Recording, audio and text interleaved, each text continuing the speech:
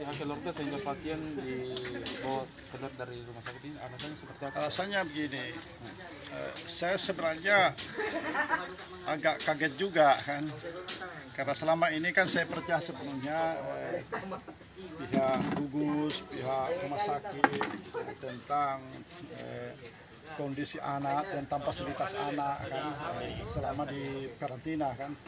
Namun setelah saya ini kan baru kedua kalinya saya ke rumah sakit di tempat di mana anak saya di karantina kan. Tapi setelah sampai ke sana saya lihat wah menyedihkan juga. Yang bikin menyedihkan karena fasilitasnya rumah sakit regional itu kan dua, ada yang lama ada yang baru. Yang lama ini memang tidak berpenghuni kan. Tidak berpenghuni, maka oleh karena dia tidak berpenghuni, dia hanya satu kamar saat di situ mereka bertiga, satu kamar di sekelilingnya kosong semua kan. Sudah lama tidak ditempati.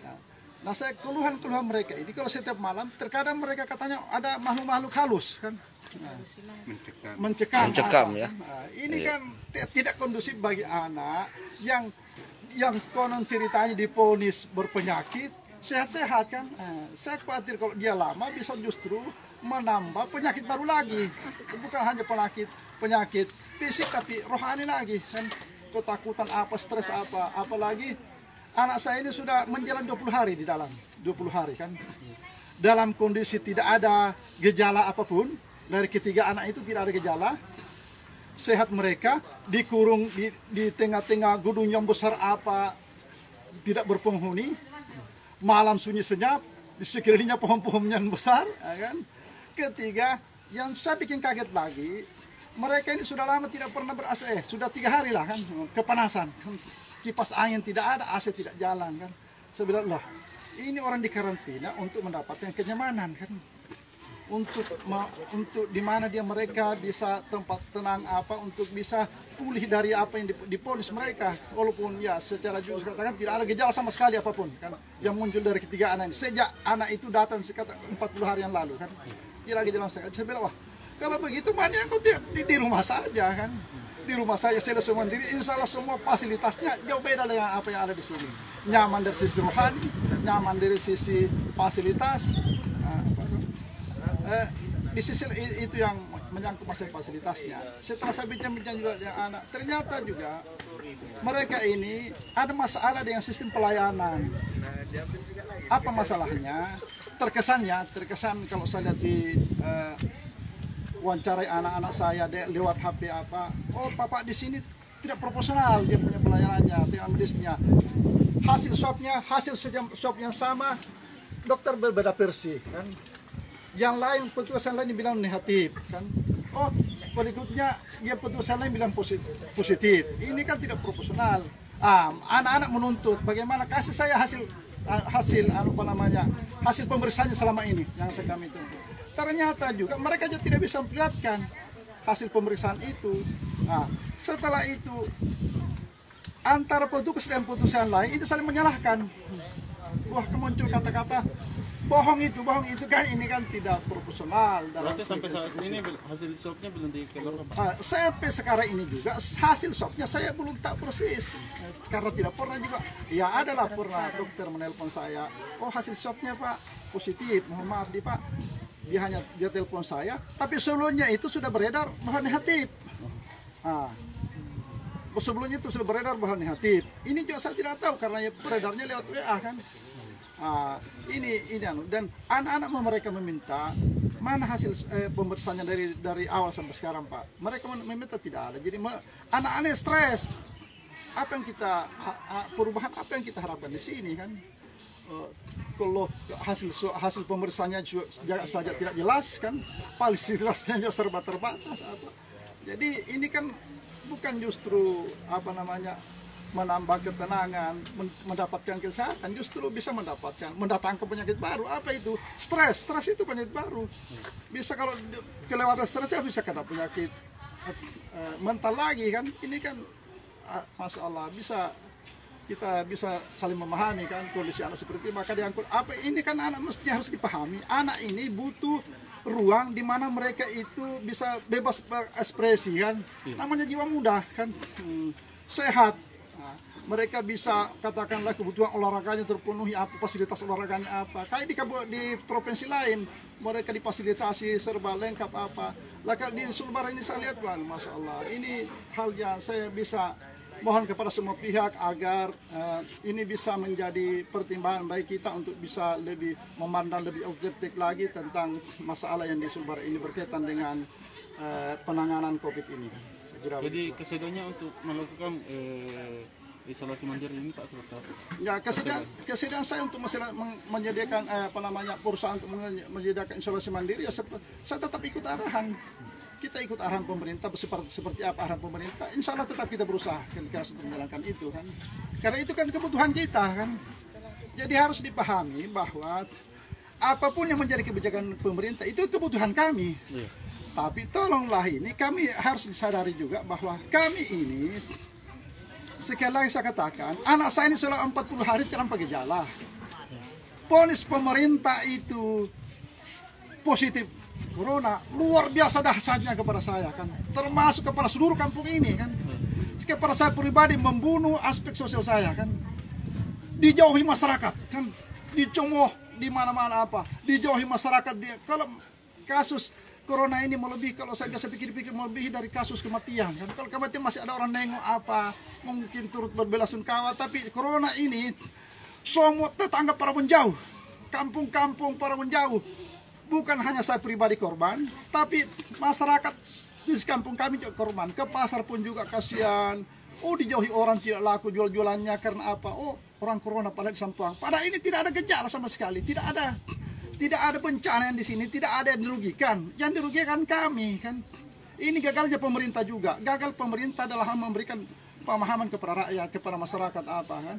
Kampung di sini terisolir juga, mau ke kampung lain ditahan, tidak bisa kan. Jadi ini tanpa pemerintah membuat lockdown, kami sudah lockdown juga kan. Lockdown dipaksa kan, tidak bisa keluar ke antar kampung, apalagi antar desa. Oh, susah sekali. Padahal jadi secara ekonomi lagi, secara ekonomi saya punya warung tidak pernah ada pengunjung kan, selama beberapa hari kan. Ini kan membunuh sekali kan. Saya buka kebun, bekerja di kebun pun orang pada jauh. Saya biasa berenung, Masya Allah, ini kayaknya bukan dunia ini bukan untuk milik saya ini kan. Tapi kita mau kemana, di mana-mana cerita seperti ini juga kan. Jadi ini mudah-mudahan ini duka seperti ini cukup lah di sini, dan mudah-mudahan bisa semua masyarakat bisa memahami bahwa kondisi terakhir tentang COVID ini seperti ini kan. Dukungan masyarakat ya. Dari dukungan masyarakat sendiri Pak seperti apa? Dukungan masyarakat awalnya mereka ini ketakutan, tetangga-tetangga apa kan. Tapi setelah dia melihat realitas anak saya sudah 40 hari. Dan bukan hanya saya, semua yang tervonis COVID itu, khususnya anak Temboro itu, tanpa gejala, sudah lebih 40 hari. Jangankan masyarakat sekitarnya, keluarganya, dirinya pun tidak ada gejala. Saya punya mama kan, ini mama saya sudah 70 tahun. 70 tahun. Sini Mak, sini. Nama. Jadi ini untuk realitas kita lihat. Ini bisa menjadi pertimbangan bagi kita. Ada anak kecil. Anak mama saya ini punya penyakit paru-paru. Umurnya 70 tahun lebih. Waktu datang anak saya kan anak saya begitu datang, alhamdulillah dengan hasil wawancara saya dengan dia, pemeriksaannya bagus. Tidak ada gejala sama sekali, berangkat dari Surabaya, lewat bandara Surabaya, Makassar, bandara Hasanuddin, bandara Anu, tidak ada, kondisi badannya bagus apa kan, suhu badannya apa, tidak ada gejala sama sekali apa. Jadi kami berinteraksi seperti biasa. Karena memang belum ada vonis. Neneknya ini sering berpelukan, bercuma, malam kan cucunya baru ketemu, setahun baru ketemu. Tidak ada gejala pun sama dia kan.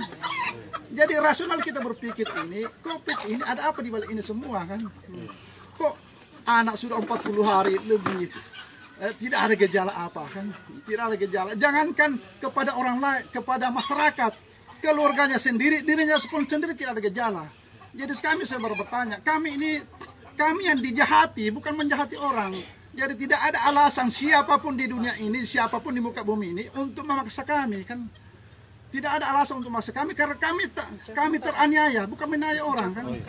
Dengan itu tadi, kehidupan sosial kami terenggu kan, ekonomi kami hilang, itu sebuah penjajahan besar kan, penganiayaan kan. Siapa yang bertanggung jawab sini? Ada ndak tanggung jawab pemerintah kan? BLT saja kemana-mana ada, tapi ada ndak sampai berapa persen? Saya sendiri korban, ada ndak? Nggak ada saya apa-apa kan. Jadi wajar kalau saya stres seperti ini, melihat kesalahan yang ada di fasilitas isolasi mandiri, isolasi yang ada di rumah sakit, keluhan-keluhan anak yang tidak beres, tidak proporsional yang ada pelayanan di rumah sakit regional. Maka saya tarik kesimpulan, di dunia ini sepertinya susah kita mencari tempat perlindungan, karena ini kan COVID kita akui, isu mendunia, isu global kan. Tapi COVID yang ada di Sulbar ini aneh bin ajaib kan. Aneh bin ajaibnya seluruhnya tanpa gejala kan. Sampai 40 hari kan. Jangankan membahayakan masyarakat yang konon kita semua pengabdi masyarakat, membahayakan masyarakat sekitarnya, keluarganya, dirinya pun sendiri tidak ada gejala. Gejala apa yang mau dipusingkan kalau tidak gejala kan? Ya ini yang ditakutkan di gejala kan. Nah, ini yang ditakutkan gejala kan. Ini yang bikin aneh, dibilang COVID itu mematikan. Loh, mematikan ini alat tanpa gejala, apa yang mematikan? Bisa diisolasi, di karantina 1 minggu sembuh sendiri tidak ada obat. Apa yang mematikan kalau bisa sembuh sendiri tanpa obat? Ya kan? Dibilang mewabah, menyeluruh, siapa terjangkiti? Kan? Dirinya sendiri tidak ada gejala sama sekali apa kan?